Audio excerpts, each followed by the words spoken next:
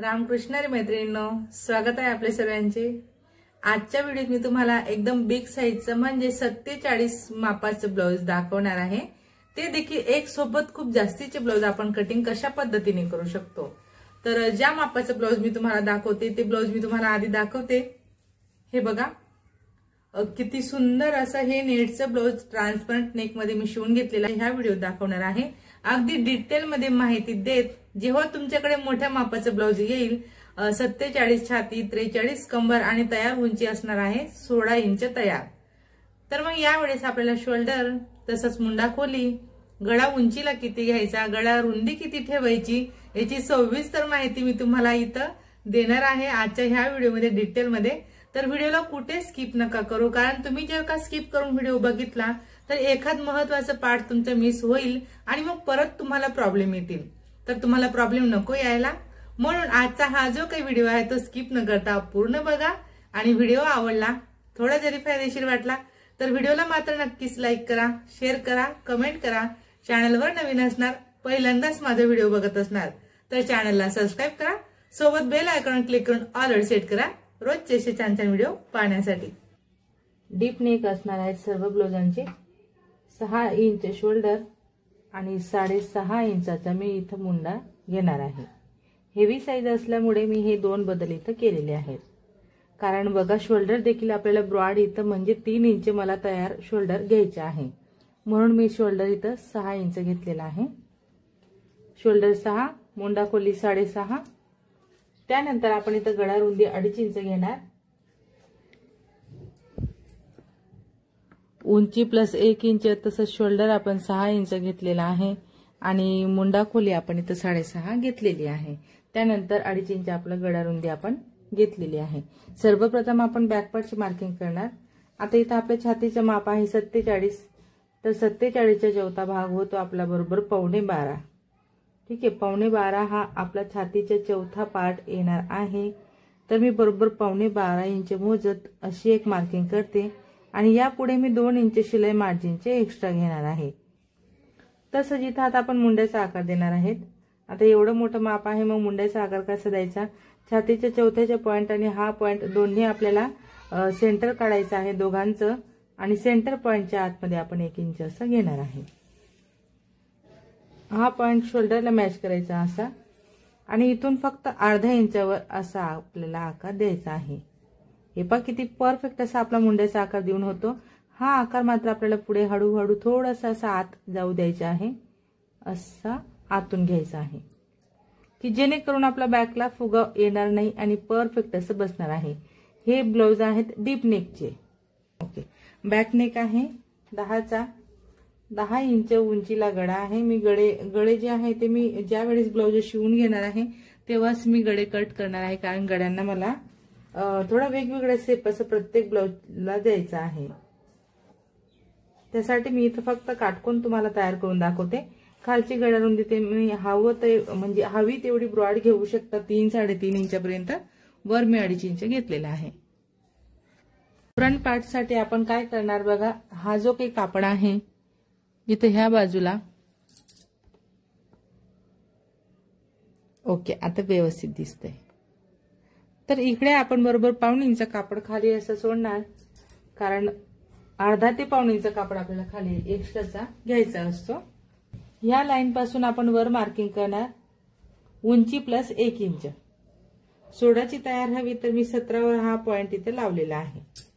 तर आपण इथं बरोबर ह्या लाईन पासून आपण असं मोजून घेतलेलं आहे, उंची प्लस 1 इंच 17वर मी पॉइंट लावलेला आहे।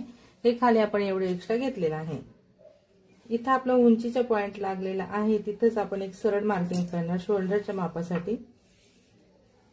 इथं शोल्डर आपल्याला घ्यायचा आहे 6 इंचाचे शोल्डर असणार आहे। 2.5 इंच आपली इथं गळा रुंदी आपली असणार आहे। ओके, 6.5चा मी मुंडा घेतलेला आहे।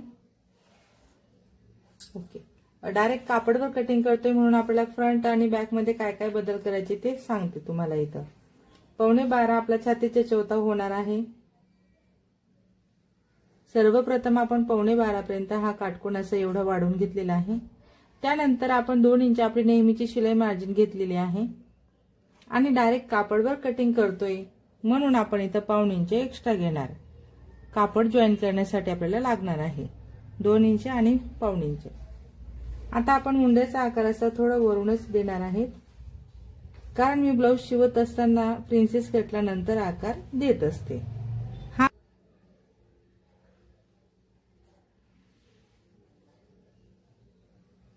7.5 वरती मी पॉइंट लावलेला आहे, घेतलेला आहे तर खाली 3 इंच आपल्याला घ्यायचे आहे आणि हा काटकोन आपण असा तयार करणार आहे।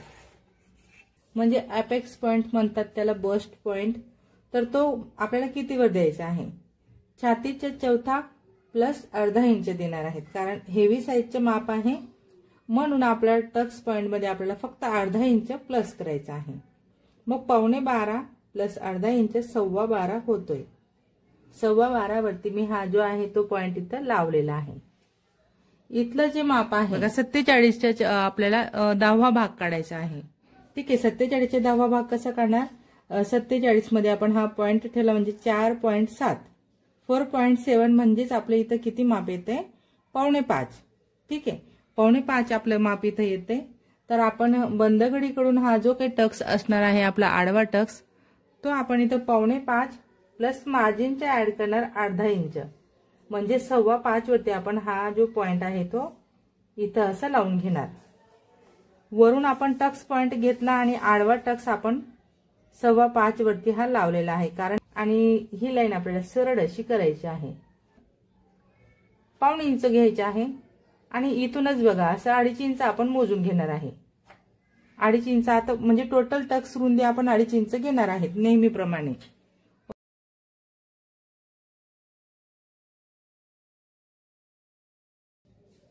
त्यानंतर आता आपल्याला मुंड्यामध्ये किती क्रॉस करायचा आहे? तर मुंड्यातला जो पॉइंट आहे तो आपण घेणार आहे तिथं 6.5 पर्यंत। गोल आकारावरती मी 6.5 ला पॉइंट लावलेला आहे आणि आपण पॉइंट टू पॉइंट आता प्रिन्सेस कटचा आकार इथं देणार आहे। ओके, आता हा आकार आपला देऊन झाला। प्रिन्सेस कटचा आकार आपला पॉइंट टू पॉइंट झालेला आहे। याला एकदम मस्त असा आपण प्रिन्सेस कटचा आकार देणार आहे। बघा आता ही जी स्केल आहे माझ्याकडे, तर ह्या मदतीने मी स्केल बघा अशा पद्धतीने मी ही स्केल ठेवून घेतलेली आहे। बघू शकता, स्केलच्या मदतीने आपल्याला छान असा प्रिन्सेस कटचा आकार इथं देता येतो। बघू शकता एकदम परफेक्ट असं हेवी साईजचं माप आहे म्हणून आपण असा आकार दिलेला आहे। आता हाच आकार आपल्याला काय करायचा आहे? असा बरोबर ह्या लाईनला व्यवस्थित राऊंड शेप मध्येच आपल्याला इथं मॅच करायचा असतो तो। हे बघा असे बदल होत असतात। तुम्ही जर का अशा पद्धतीने परफेक्ट हेवी साईजचे देखील ड्राफ्टिंग करत असणार तर मी तर तुम्हाला कापडावर दाखवते, तुम्ही हीच कटिंग पेपरवर ट्राय करा की जेणेकरून तुमचं कापड वेस्ट होणार नाही। पेपरवर ट्राय करायचं आणि मग नंतर तुम्ही पॅटर्न ठेवून ब्लाउजची कटिंग करू शकता। ओके, आता माझा हा पहिला शेप देऊन झालेला आहे। आता मी माझा हा दुसरा शेप इथं देणार आहे। प्रिन्सेस कटचा दुसरा शेप आपल्याला असा द्यायचा आहे व्यवस्थित। हे पहा किती छान असा मी प्रिन्सेस कटचा आकार दिलेला आहे। आता ह्या बाजूला आपल्याला जेवढा आपण वाढून घेतलेला आहे पाऊण इंच तेवढंच इकडे आपल्याला कमी करायचं आहे। ओके, आता ही इथपर्यंत प्रोसेस आपली पूर्ण झालेली आहे। पुढची स्टेप आपल्याला करायची आहे, कमरेचं माप आपल्याला इथं चेक करायचं आहे। आता कमरेचं माप किती आहे? 43 इंच। तर बघा कमरेचा चौथा होणार आहे आपला, आपण 43 इंचचे कंबर आहे तर 44 आपण म्हणजे चौथा करण्यासाठीच। तर बघा तुम्हाला जर विषम संख्येचं जमत नसेल पण मी सांगते तुम्हाला 43 चा चौथा आपला 11.25 होणार आहे। 11.25 आपण इथं पॉइंट लावणार। 11.25 वरती हा पॉइंट लावला गेला। त्यानंतर आता आपल्याला त्या पुढे बघा 2 इंच आपण नेहमीची आपली शिलाई मार्जिन घेणार आहेत, जी ब्लाउज मध्ये मार्जिन आपण घेतो। आणि ही टक्स रुंदी बघा 2.5 इंच आहे। टक्स रुंदी 2.5 इंच आहे तर हा वेस्टेज पार्ट आपला जाणार आहे म्हणून हाच 2.5 इंच आपल्याला असा इकडे पुढे वाढवून घ्यायचा आहे। हा 2.5 इंच आपण पुढे वाढवला, त्या पुढे आपल्याला पाऊण इंच अजून प्लस करायचा आहे। तर हे पाऊण किंवा 1 इंच तुम्ही घेऊ शकता। तर हे आपण एवढं घेतलेलं आहे आणि ही लाईन आपल्याला अशी सरळ करायची आहे। दिसतंय का व्यवस्थित? हे पहा, आता हे आपण पाऊण इंच इथपर्यंत आपलं पूर्ण मला अस्तर लागलेलं आहे, कारण हेवी साईज असल्यामुळे माझं माप बरोबर इथपर्यंत गेलेलं आहे। आता आपल्याला काय करायचं आहे, ह्या बाजूला बरोबर इथून खालून आपण असं मोजून घेणार आणि 1.25 इंचावरती पॉइंट लावणार।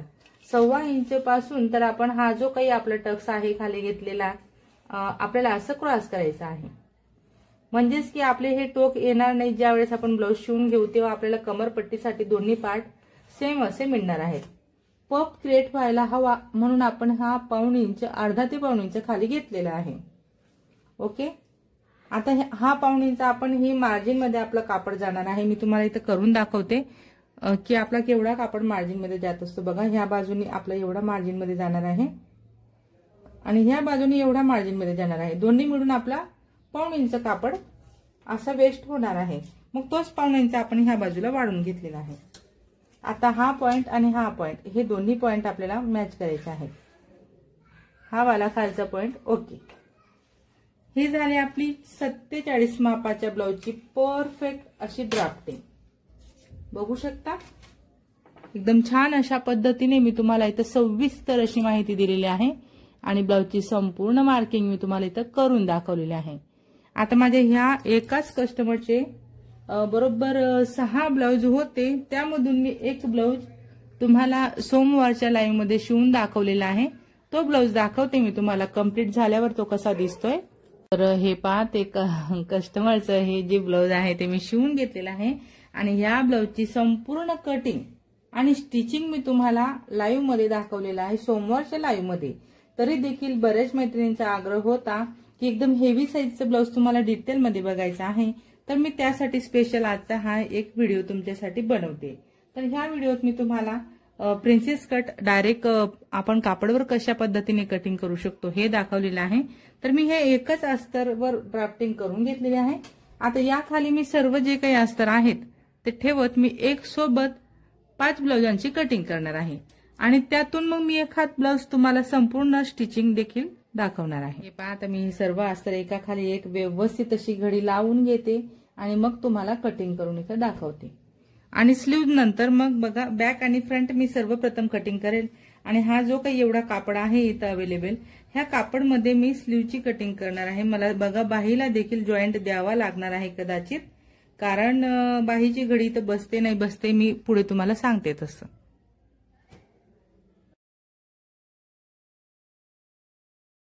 तर हे पहा, मी सर्व जे ब्लाउज आहेत त्यांचे अस्तर मी एकावर एक ठेवत कटिंग करून घेतलेले आहेत। बॅक पार्ट तसंच फ्रंट पार्ट। आता राहिले आपल्या फक्त स्लीव कटिंग। तर बघा, बाहीची घडी मी इथं घातलेली आहे।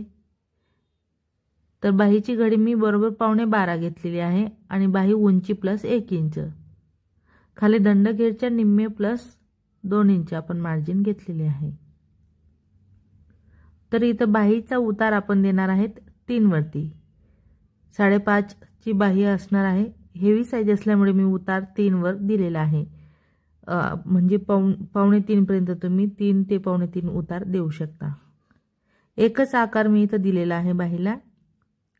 नंतर जो आपला फ्रंटचा आकार आहे तो मी स्लीव कटिंग केल्यानंतर देणार आहे।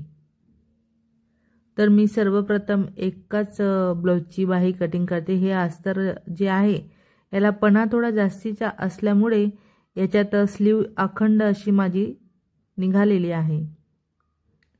बाकी जे अस्तर आहेत त्यांच्यात मात्र आपल्याला खूपच तडजोड करावी लागणार आहे। असं तुमच्यासोबत पण होऊ शकतं, त्यावेळेस तुम्ही काय करणार, कशा पद्धतीने जॉईन कट करणार हे तुम्हाला आज इथं बघायला मिळतंय। तर बघा, हा जो काही एक्स्ट्राचा उरलेला कापड आहे तो आपण असा व्यवस्थित कट करणार आणि मग आपल्याला साईडला तुम्ही बघू शकता केवढा कापड इथं कमी पडतोय स्लीव साठी। तर याला देखील आपल्याला व्यवस्थित असे जॉईन कट करायचे आहेत। तर मग मैत्रिणींनो, आजच्या व्हिडिओत मी तुम्हाला ज्या ब्लाउजांची कटिंग दाखवलेली आहे ते संपूर्ण ब्लाउज मी शिवून तयार करून घेतलेले आहेत, ते मी तुम्हाला बाजूमध्ये दाखवत चालत आहे। तुम्ही बघू शकता एकदम फिनिशिंग मध्ये मी ते ब्लाउज शिवून घेतलेले आहे। आजचा व्हिडिओ तुम्ही माझा पूर्ण शेवटपर्यंत बघितला त्याबद्दल तुमचे सर्वांचे खूप खूप धन्यवाद। असेच माझे व्हिडिओ बघत चला व मला सपोर्ट करा। आजचा हा व्हिडिओ तुम्हाला कसा वाटला, आवडला असेल, फायदेशीर वाटला असेल तर व्हिडिओला मात्र नक्कीच लाईक करा, शेअर करा, कमेंट करा। चॅनलवर नवीन असणार, पहिल्यांदाच माझा व्हिडिओ बघत असणार तर चॅनलला सबस्क्राईब करा। सोबत बेल आयकॉन क्लिक करून ऑल सेट करा रोजचे असे छान छान व्हिडिओ पाहण्यासाठी। चला तर मग भेटूया आपण पुढच्या एक छान अशा व्हिडिओत आणि नवीन डिझाईन सोबत। धन्यवाद।